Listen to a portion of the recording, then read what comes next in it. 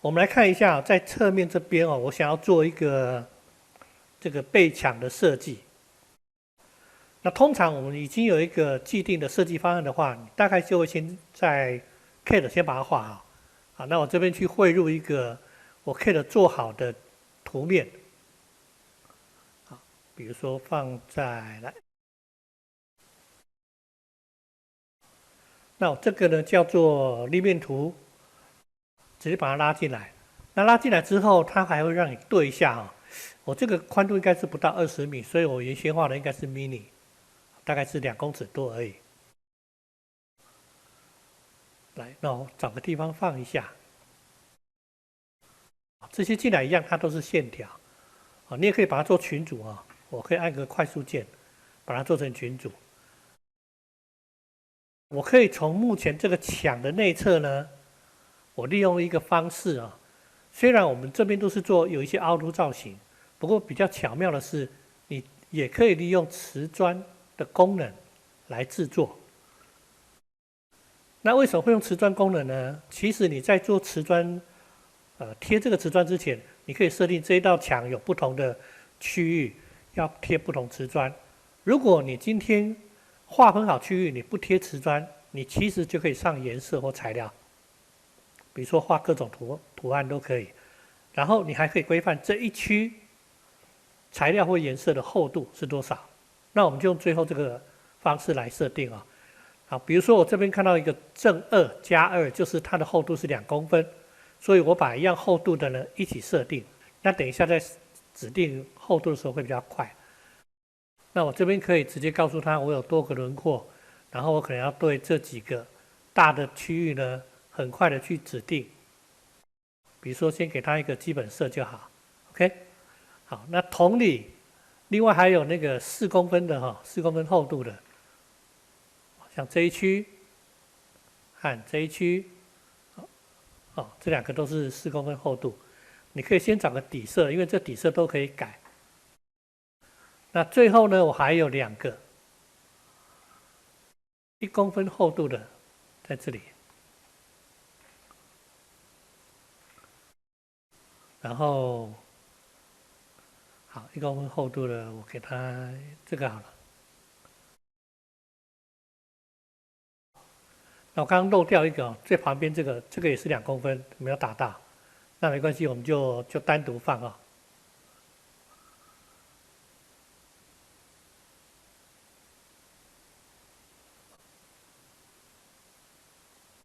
那这里完成了之后，我们到立面图来看一下，其实它区域都帮你分好了，但是它没有厚度，所以呢，我们要在这边啊，在平面地方来指定，但是比较方便的。那借由右键的选单，你就可以很快的来设定啊，相同的这几个2公分的呢，这个厚度是，当然我就直接打2啊。好，你会看到说在这里它就直接帮你长出应该有的厚度。好，同样的方式，我们再来指定其他的区域，像我们刚刚提到这个4公分，好，这刚刚没有选到图案哦。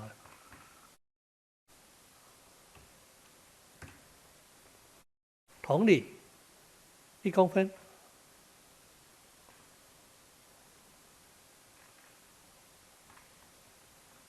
好，你只要选一块，它就同时选到。最后我们再补一下最右边这一块。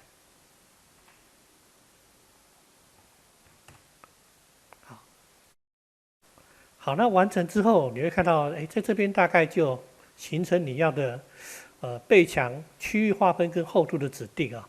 那我希望这里我们看到这个2公分的部分，它材料都要用这一块。我可以直接用取得材料的方式呢，直接丢到其他相同物体上面来。OK， 好，那这个也是哈。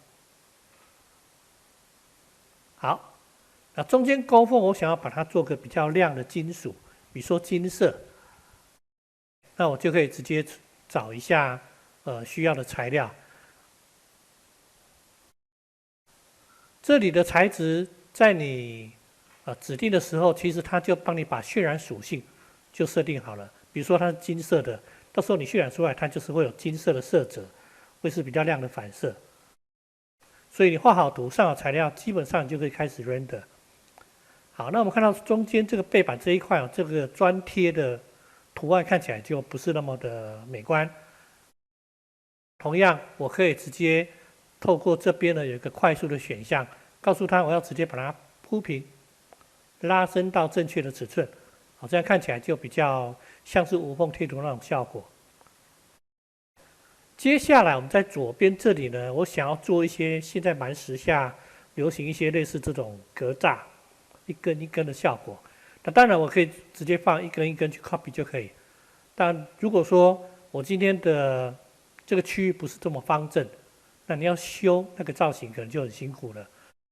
那我们一样用相同的方式，但是呢，这一次我不是去上颜色，我是真正去铺瓷砖。那这个瓷砖，好，我去指定一下这个区域哈。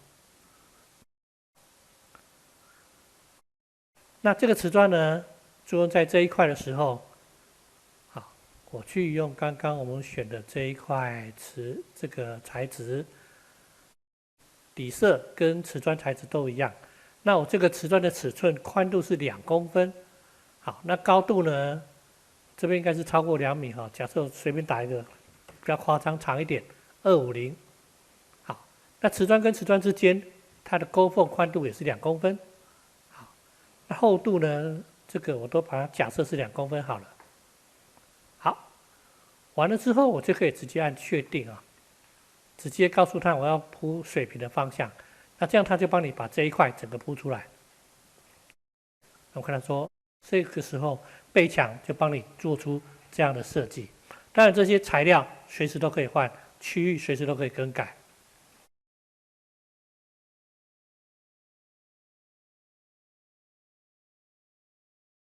那完了之后，我们回到平面图的地方，再来看一下，在这个地方呢，我们有一个衣柜。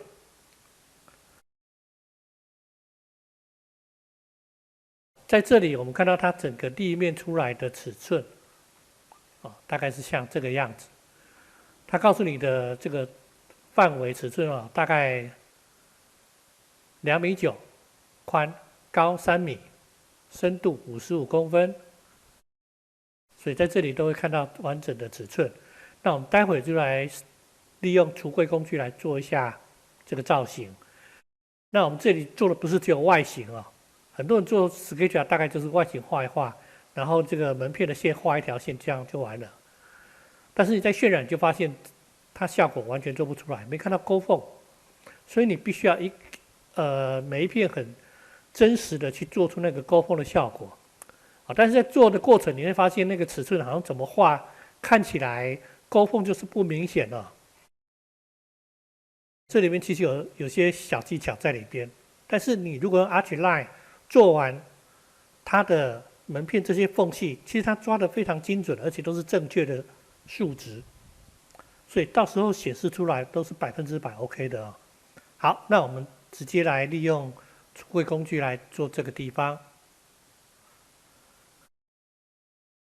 其实我们就从左到右来设定但这么多按钮其实不见得每个都会设我们刚刚看一下290 3米升55，那假设我这个柜角就有6公分，好，底柜 OK。那我希望这个柜子呢，板子我都暂时用这个白色的就好。然后把手我用这个比较长。那其他每一边就是上下左右跟背部都用白色。上下左右跟背部我都用白色的板子那我设定好之后呢，回头来看一下，怎么样很快速的来做一下我们要的区分我们看到说，在这边呢，它左右都是50、50，好，所以我们当做是左右2个算一组左右各100，中间是45加45 90，那上面这一侧呢都是70公分。我看过它的立面图，它希望表达的做法是这样上面两个一组都是同时对开往外开的门片啊，所以这3个都是一样，两个一组，一共3组，左右对称这样往外开。那下面这边呢，一样都是做成左右对开啊。那这个中间也是左右对开，那这一块就单独一片门，右边没有门片。好，他希望做的设计是这样子。那我们重新来看过一下，如果是这样的话呢，我们在这里就可以先做一些分隔。好，先做一些分隔。好，垂直的部分呢，我们先做哈。我们刚刚提到说，这个起始的地方100，终止的地方也是100。好，那这样中间剩下90，对的话打勾。OK， 这样就帮你分开了。我们来做一下每一区的上面70公分一组的。这一块我想要做上下分开，上面只留70公分。如果右边也是的话，就是相同做法。那我们看一下左边啊，我先把上面这个分隔做完好了。点上这一块，它就会进入到中间这边的分隔，那我就可以到这边去告诉他，这个左右是对称的，所以50%。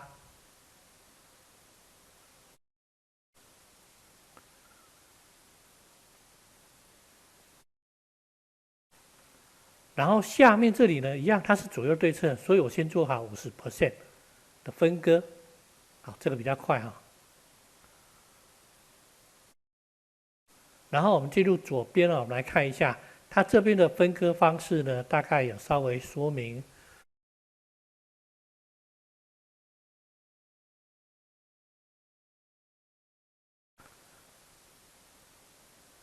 这一张图上 ，OK。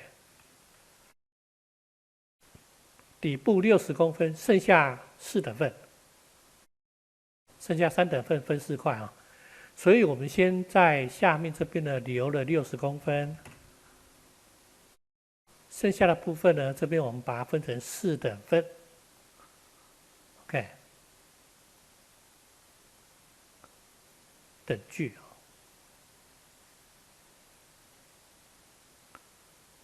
好，然后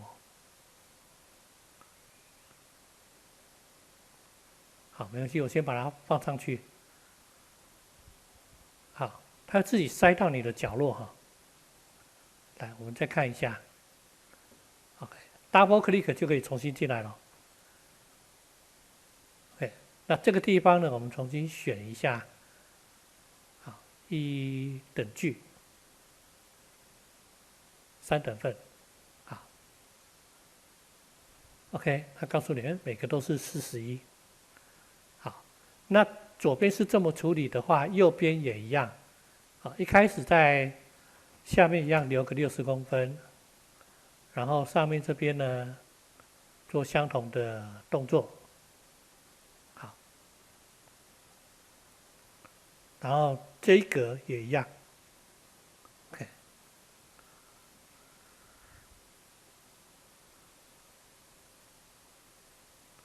好，你会发现到它会自动记忆你上一次的做法，这样可以省掉相当多的时间。那最右边这一块，它的尺寸就不同了这个我们大概就个别设定一下。好，最下面是留36公分，然后依序上面是30。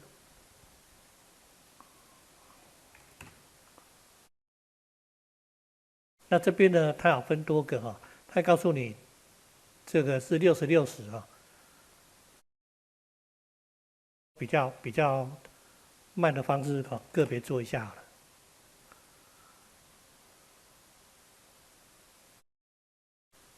最上面就留38。那我们这些格子都分完之后，接下来我们看一下中间的地方，这里有抽屉，然后上面有一个单独留的空间。好，那这个抽屉呢一样，这边是留60公分，上面30公分，所以这里我们把它留60公分，再上来这里留30公分。那这个地方我要塞3个抽屉，所以我可以点了之后，如果你这边抽屉要做隔板，你可以先把它分隔好，哦。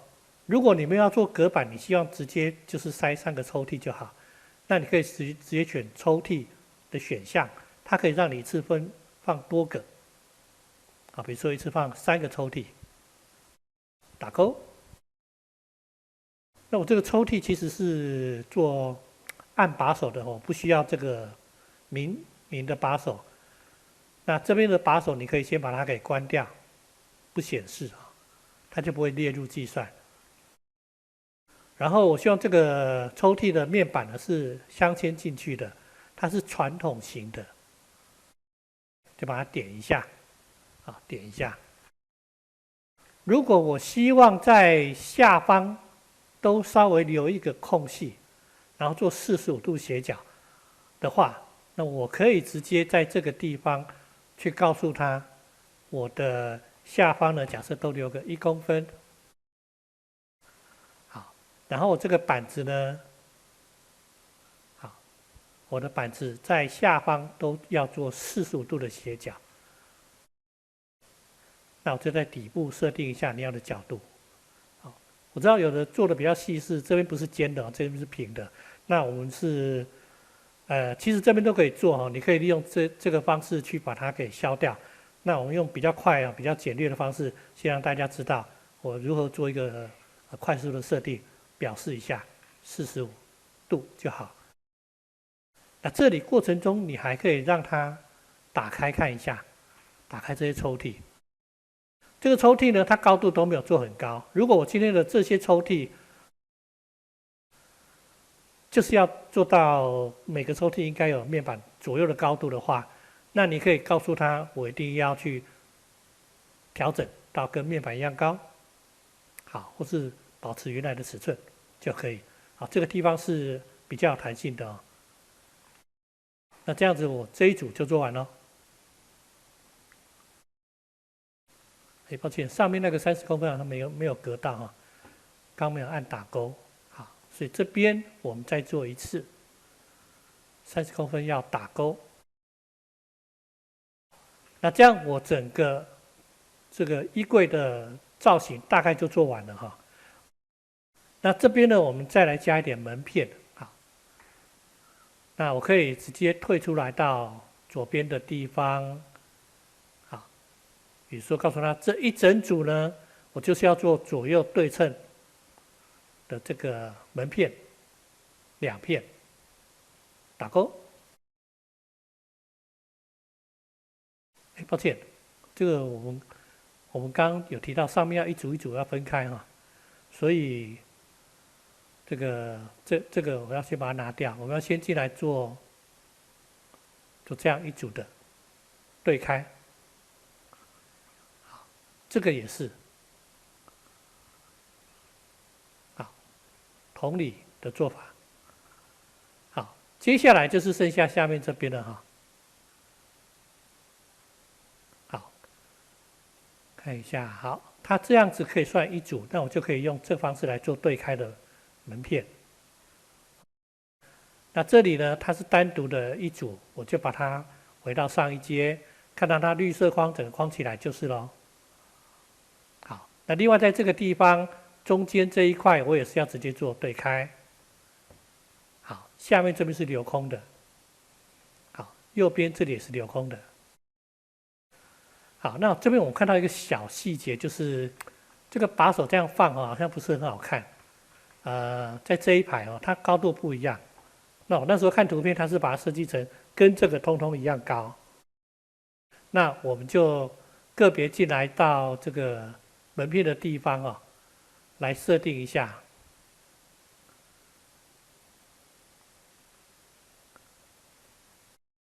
这一组门片呢，它的把手位置要高一点。那我就告诉他，我的把手呢要用自定位置哈，自定位置。好，那这个时候你可以怎么调呢？我们来看一下。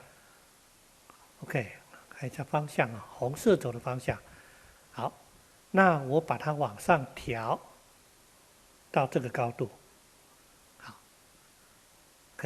那同样的，在右边这一组，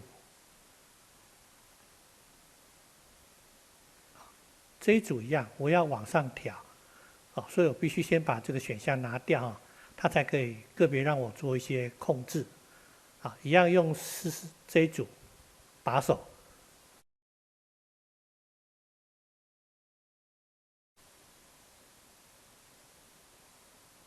好，那我们看到3D 的地方，好，这样的衣柜就完成了。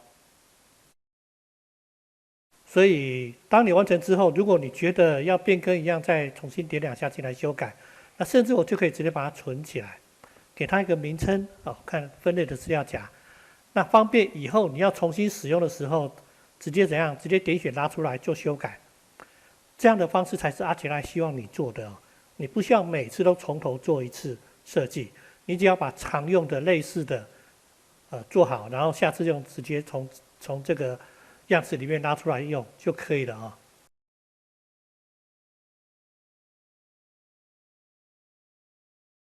我们一样看一下图面。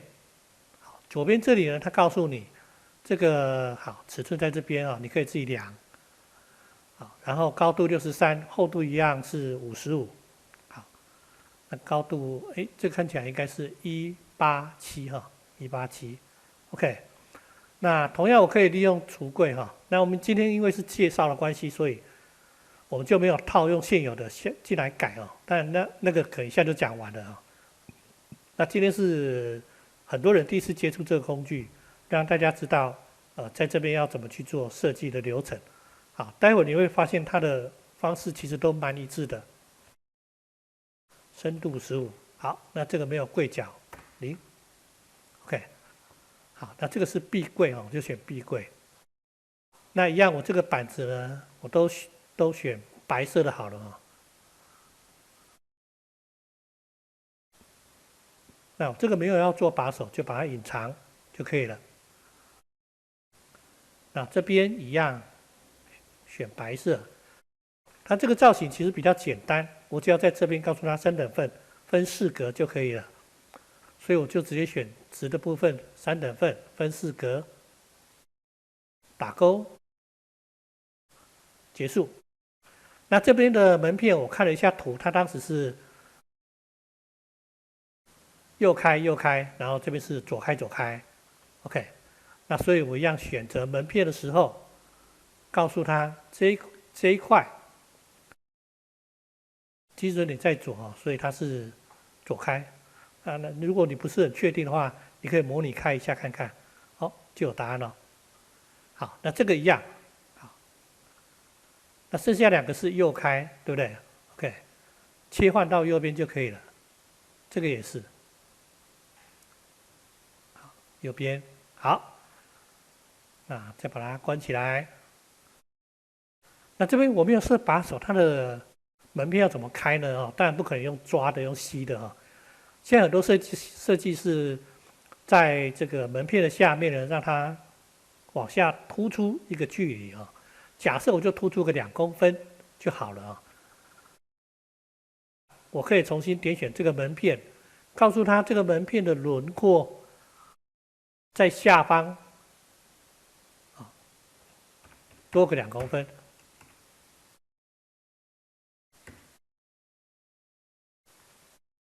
它就凸出来了。好，那其他几个都要这样一个一个改吗？不用，我只要复制这个属性到下一个呢去套用就可以了。所以你看过这个影片的话，你可以照影片的方式去操作，其实你就可以得到一样的答案那这个放置的时候，你也可以一并先设定好它的底部的高层。我忘记是多少了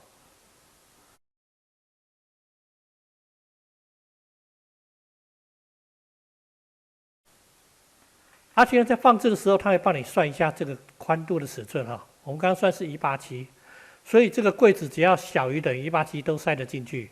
如果你柜子放188，对不起，到这边它不让你放，它会自动侦测或者是在柜子放置的这个投射的面积，比如说它背部。它会碰到开窗或开门，它也不会让你放所以它不是那个随便乱摆的东西哦，它是有头脑的哦。那我来看一下刚刚这个高度162哦，对，162高层，在这边有看到这个柜子就完成了。那在下方这边呢，还有一个简单的柜子做拉门，然后旁边有一个书桌。那完成之后再加个台面上去。那在左边这边呢，还有一个电视柜。好，我们一并来完成这几个，一气呵成把它做完。同样，我们再来看一下图面。这里呢有一个75宽、75高的柜子，一样深度55，然后旁边有一个高度15公分的抽屉啊，分3格。好，大概我们就这样子做设计就可以了。那左边这个柜子呢，蛮简单的哈，哦，7575，深度55。那这个我们都把它抓一样，先抓6公分就可以了。然后相同在这个地方，我都把它做成白色的板子就可以了。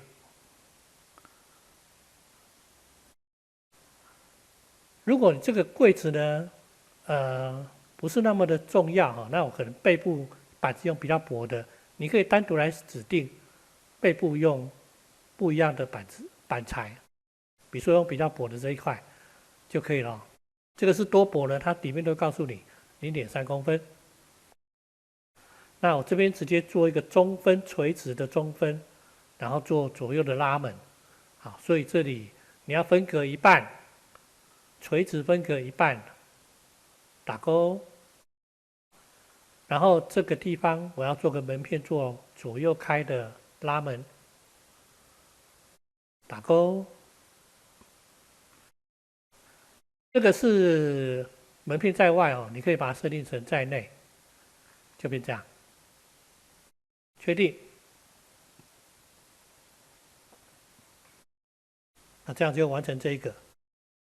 那我们刚刚提到说，我希望在这个柜子的上面呢，不是这样直接做好啊，我希望在上面是加2块板子，类似我们做厨具那个方式。完了之后再个别放一个台面上去。希望这样做的话，那我也可以在制定这个地方，它会告诉你，你目前这些箭头所按的，按了之后看到红色亮显的这个区块，它告诉你这一块属于目前叫做底部。你随时可以告诉他说这个是别的位置，然后给它不一样设定。那比如说我上面这个顶部呢，我不要用这个板材，顶部的板材我把它换一下，不要用预设的。那我可以选一下，比如说像这种，那就帮你做出这样的一个设计。那刚刚我们看到这个零件，这个都可以制定，你可以自己画，或从别的软体做完丢过来都 OK， 包括 SketchUp。然后旁边这边呢有书桌哈，来，这个应该是112，那我们一样再做一次。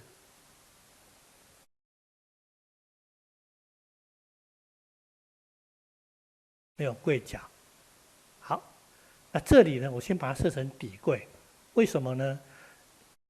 如果你在书桌这边也希望把它做2块这个支撑架，然后再加个台面的话，你必须做成底柜，它才会帮你加台面。哦，它是这样子设计的啊。好，那一样这些板材跟前面动作都一样。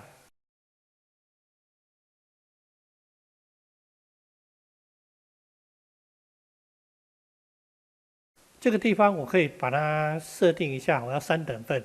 那刚提到在上面的地方，这个地方我不要用预设的板子，我把它换成别的，像这一种。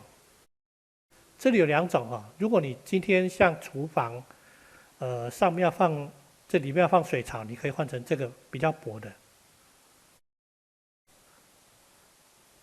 然后再来做一下均分，3等份啊。那每一块里面呢，我们再放一下抽屉。每一区我就放一个抽屉，把它放进去。单一。看这个抽屉你是要门片在外还是要收进去，都可以自己指定。好，同理，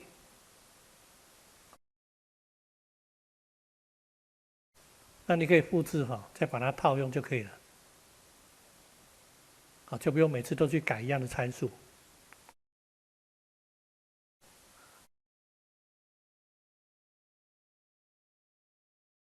但是我忘记把它设一下它的高度高程。那我们来看一下它的高程应该是60公分，所以你也可以直接在旁边直接指定60公分，或者呢，它在新的版本它蛮贴心的设计，在旁边就会直接告诉你相对高度，直接修改就可以了哈。